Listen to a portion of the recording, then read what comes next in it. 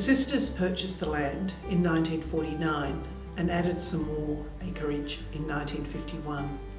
Their aim was to construct a novitiate and a school up here in St Ives.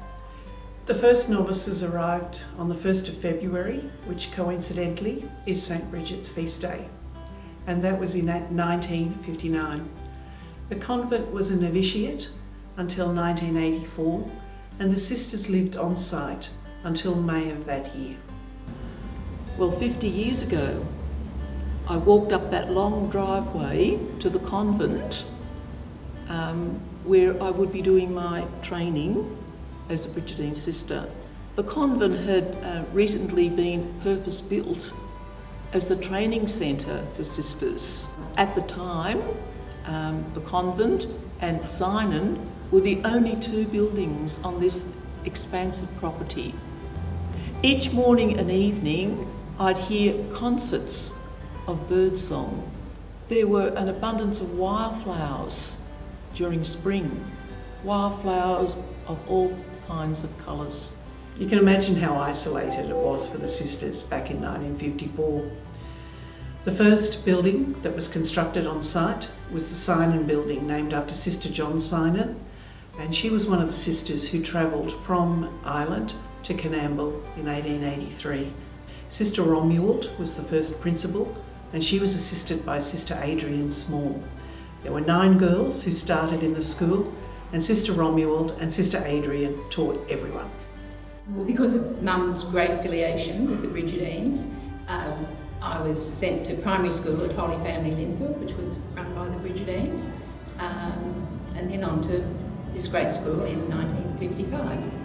I think I have had a long connection with the sisters because it was so small when we started here that we're a bit like a big family, and so we did see quite a lot of them. And I certainly think they had a lot to do with my values of my faith and just values in general. And so I'm often asked the question, well, why did I become a Brigidine sister? And as I've looked back on that over the years, I think it's because those Brigidine sisters at that school in Canberra who taught me, to me, were all on about Fortiter et Suaviter, and it spoke to my soul. And so while I was here doing my training, my aspiration was to become, in my life, Fortiter et Suaviter. The sisters were multifaceted. They were teachers, musicians, administrators, spiritual leaders, gardeners and cleaners.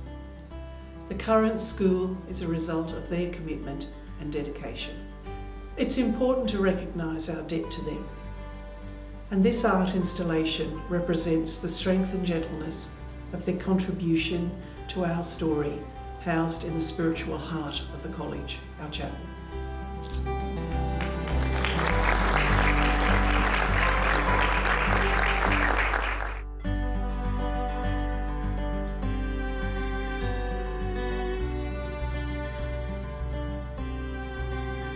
This artwork is an expression of our thanks, a symbol of our appreciation. Placed in the heart of the college, this beautiful piece will continue to act as a constant reminder of the original founders of the college. It will serve as a tribute to their legacy.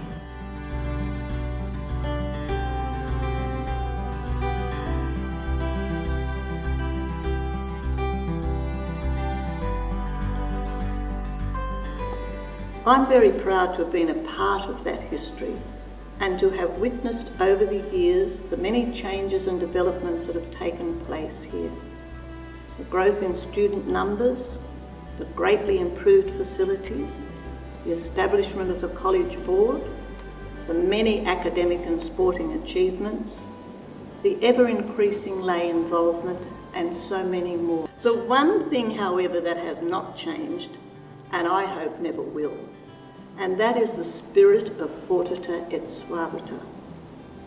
That is the motto, and we try hard to make it the spirit of the Brigidine Sisters.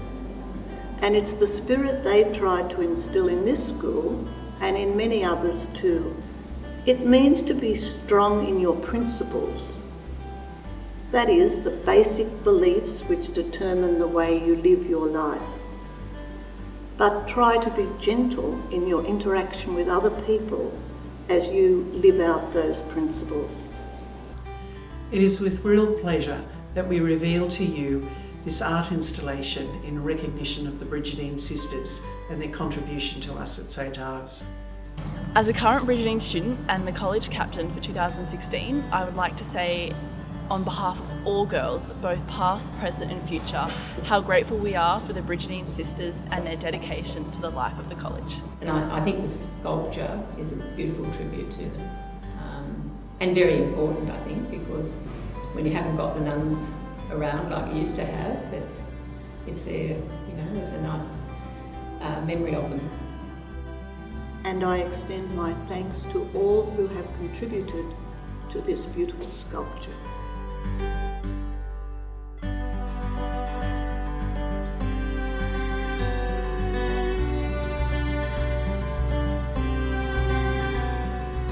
"50 years later, I still walk up that driveway to the convent at Brigidine St Ives, and I'm very impressed by all that I see here. I see Fortiter et Suaviter alive and well, and I often think when I'm here, and particularly when I leave after these events, that St Bridget would be smiling with joy at what she sees at Brigidine St Ives today.